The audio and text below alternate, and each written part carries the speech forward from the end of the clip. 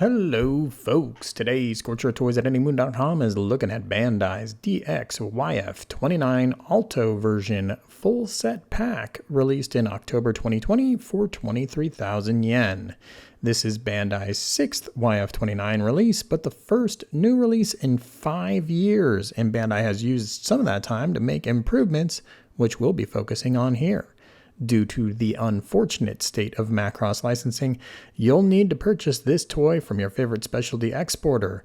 If you're shopping for toys from virtually any other license, you can show your support for this channel and find a ton of great stuff by heading to Big Bad Toy Store through the link in the comments below.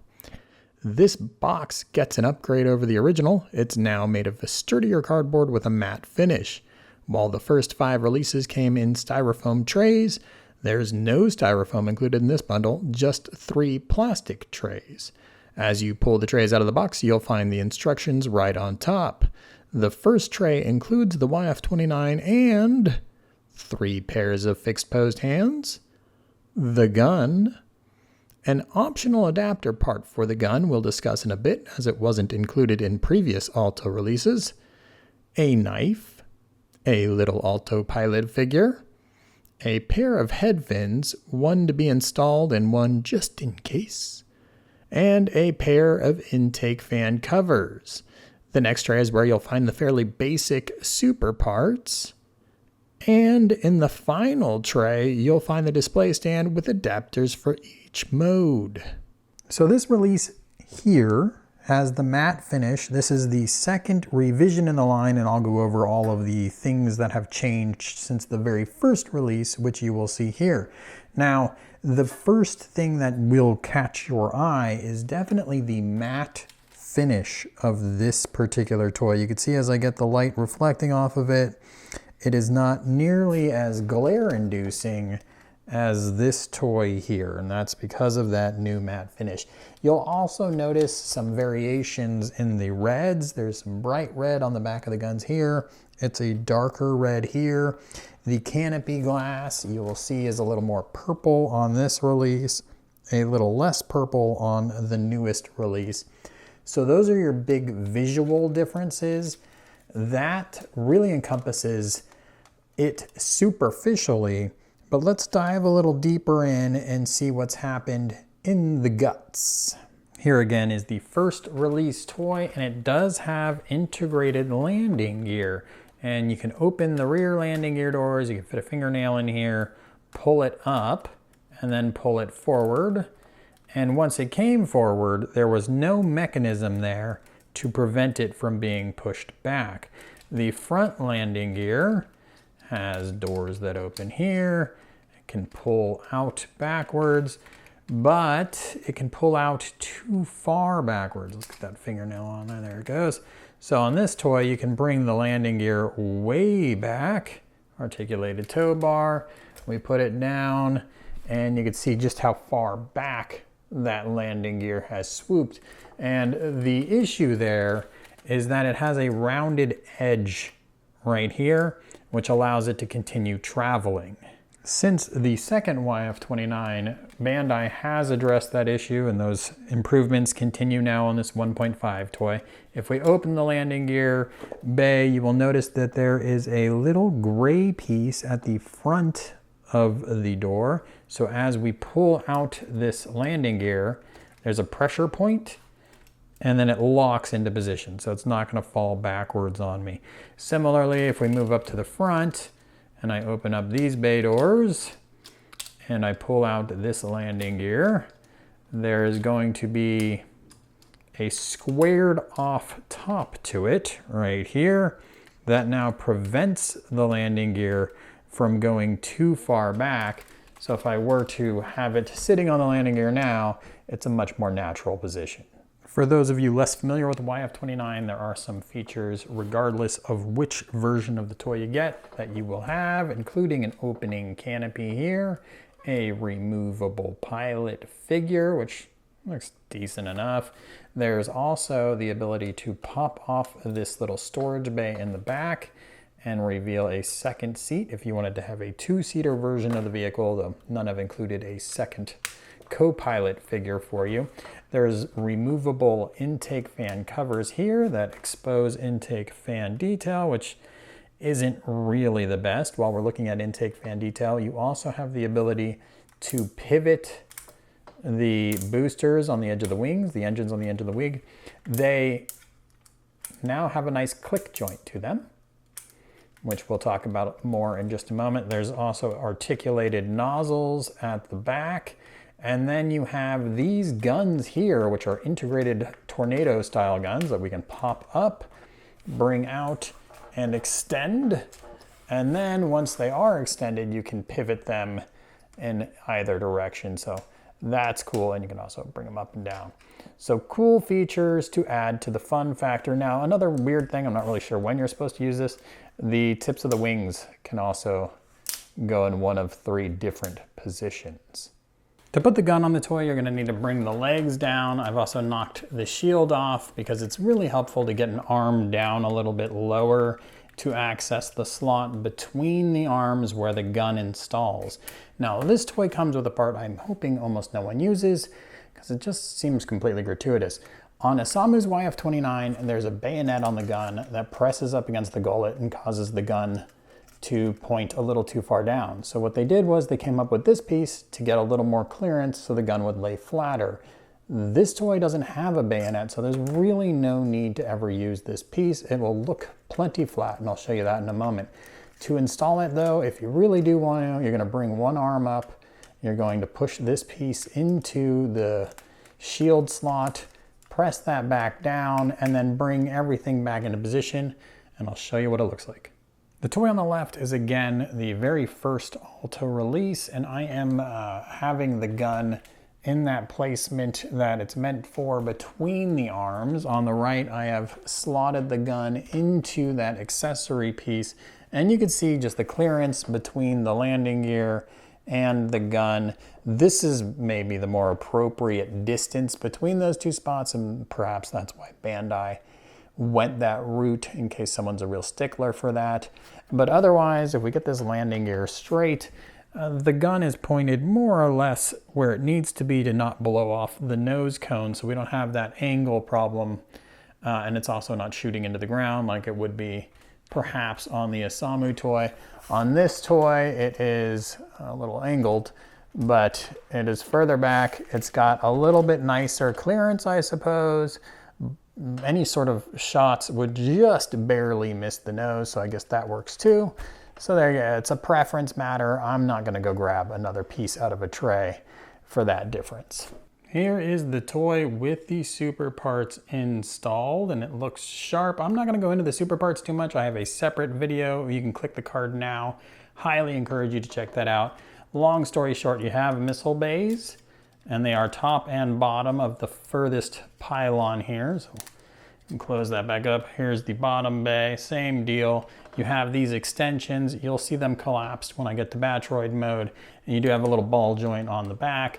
Very simple super parts, but what's impressive here is how solid the toy handles with those on. And that's because this version 1.5 toy added those ratcheted joints at this booster area.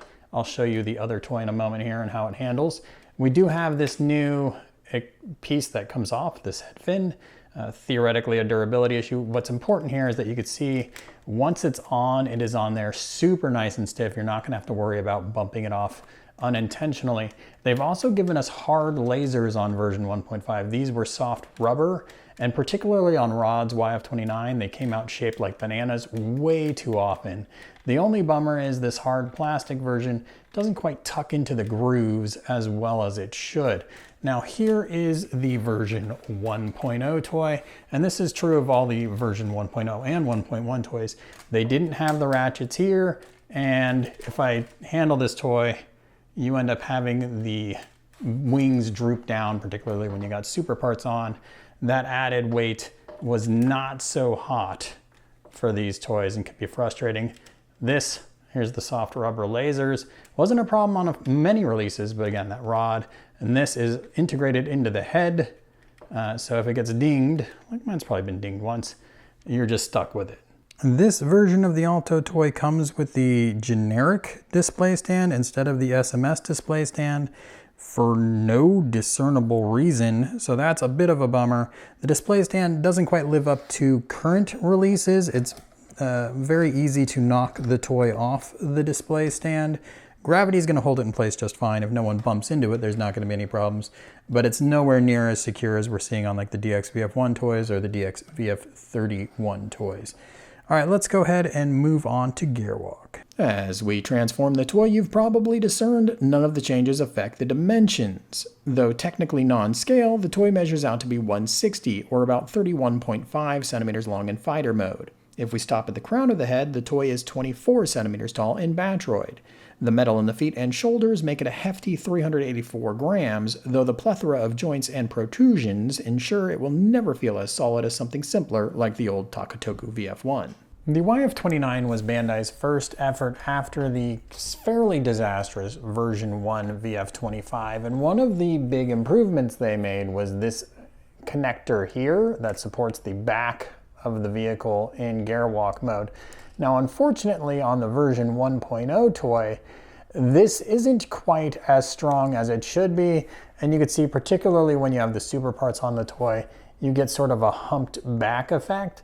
For version 1.1, that was the big improvement. They made it so there's a little bit less room for this connector to slide in, and it makes it stronger. And you can see on this newest release, this version 1.5 toy, completely straight from nose to tail.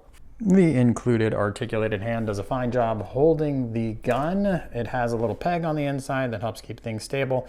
But if you did want to do something a little sturdier, you can grab the fixed posed hand that comes with the toy for holding the gun. There's a few other fixed posed hands too.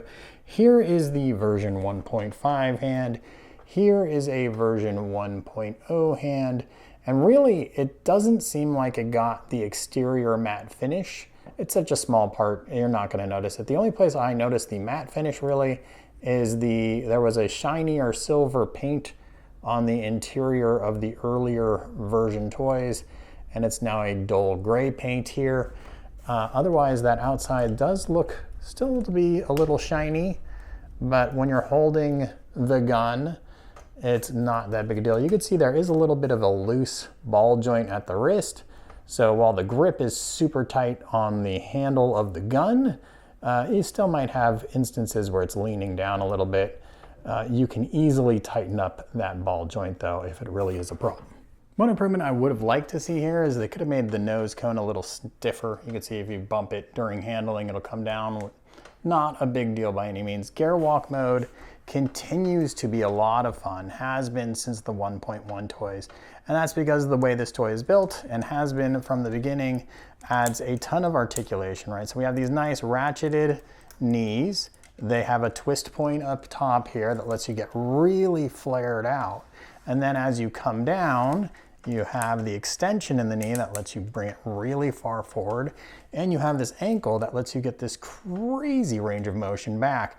So you can get really aggressive poses in Gerwalk mode, and the toy stays together incredibly well. So you're not having these intakes pop off at all like you do on some Valkyrie toys.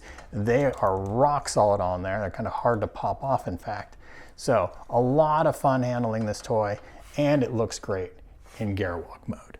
On your way to Batroid mode, you are going to notice one more improvement on the 1.5 toys over the 1.1s or 1.0, and that is this ratchet in the chest area. And it locks things down. Here you can see it in action. We're going to bring this forward, bring the chest down, and you hear nice firm lock into position there. Now that chest isn't going anywhere. I will say this, I never had a problem with that chest latch. I can imagine though, you got a lot of weight in the back. Maybe that caused the chest to rise up on some people. Potentially also, it was a complaint that the chest just didn't feel like it was in the right position, and that ratchet certainly makes you aware that you've gotten there. I wish there was more teeth to it. It feels like it could go even a little bit lower, but it is what it is. It's not bad.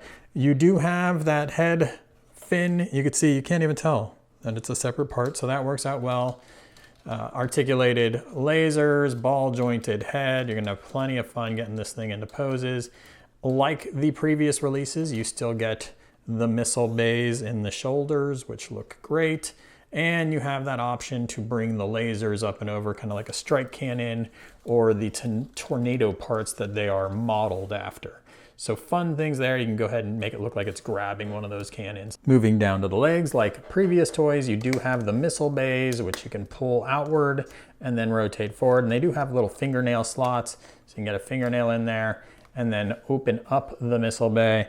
Again, not stellar detail by any means. You can pull this forward, or you could spin it around the other way and bring out, again, this door here to shoot those missiles forward. So another fun gimmick. One area that does not seem to be improved in any way are the shoulder joints. So right here, there is a up-down pivot that can get loose on some of the older YF-29s, and then there is a ball joint that goes into the outer shoulder, and neither one of those do I see any sort of improvement on. They are super stiff on my toy, but over time those have gotten loose on other YF-29 toys, and I don't see anything here that indicates something that's been done. Now that doesn't mean internally there hasn't been some sort of a reinforcement, but visually I see no improvement there, so still potentially a long-term durability issue. Now if you're not familiar with the YF-29, it does have double jointed elbows. You've seen those two pivot points there, so you have a lot of upper body mobility. There is a waist with pretty limited mobility underneath. You have ball joints at the hips that let you get very flared out, which is very nice. You've seen the Gerwalk joint. There is a 90-degree knee with a twist point there that you saw in Gerwalk mode. And then you've seen the ankles and how they can come up and down, and they can also twist. So all good things there. You will have a lot of fun posing this toy. Here's the toy with the super parts on it, and the super parts caused a lot of issues for Bandai when they released them on their original toy. So here is the original toy, and you can see again the difference in finish. But what you really need to notice on both of these toys is the amount of weight that the super parts put on the back of the toy, and you can just see immediately the problems this causes. So you get all of the super parts dangling off the back of the toy. And it was a precarious matter with just the weight of the back of the toy being on there in the first place. So let's get this clicked back in. So what you'd have to do is lean the toy forward to support all that weight. And there's a few different joints along the way that are causing that problem. But one of them is definitely the hip joints. The hip joints could get very loose. And you can see there's one screw in the back of this hip that's holding everything together. And in the beginning, they were a little stiffer. Over time, they've gotten looser and looser to the point where I really need to use that display stand to keep that toy looking natural. Now, on the other hand, you can see my new 1.5 version of the toy looking good as it is. Just put that toy down over there. And if we turn the toy around, we can see that they've spent some time reinforcing that hip joint to try to make this toy stay capable of holding up those heavier super parts. Now, if you watch this entire video and you're like, I don't even know what a YF-29 is, when was that thing in Robotech? Okay, you got some catching up to do. I would say hit up Wings of Goodbye, YF-29, The Final Battle. You can find it on YouTube in pretty low, terrible quality, but still, it'll give you an idea of what kind of mecha porn this thing was involved in the last Frontier movie. Did some cool stuff, even jettisoned its super parts and then used them after the fact. So I enjoy the choreography of that fight scene for sure. I am a big fan of the YF-29. It's got all sorts of cool features to it, and it really adds even to the play factor of this toy, which is a very good toy. Now, if you don't own a YF-29 yet, the improvements here are certainly worthwhile. This is the version of the toy you should check out. But if you do own a YF-29, the question is this compelling enough to double dip? Should you toss your original YF-29 and upgrade? And I think that's gonna depend on a couple things. One, how much more do you appreciate this matte finish? Maybe it goes way better with the other toys in your collection. For me, I don't hate gloss finishes that much. It more comes around to handling. If your original YF-29 is as loose and sloppy as my toy is, where it doesn't even handle the super parts very well and you need to use the display stand in Batroid mode, then maybe it's worthwhile. Check out my full review on anymoon.com, and as always, thanks for watching.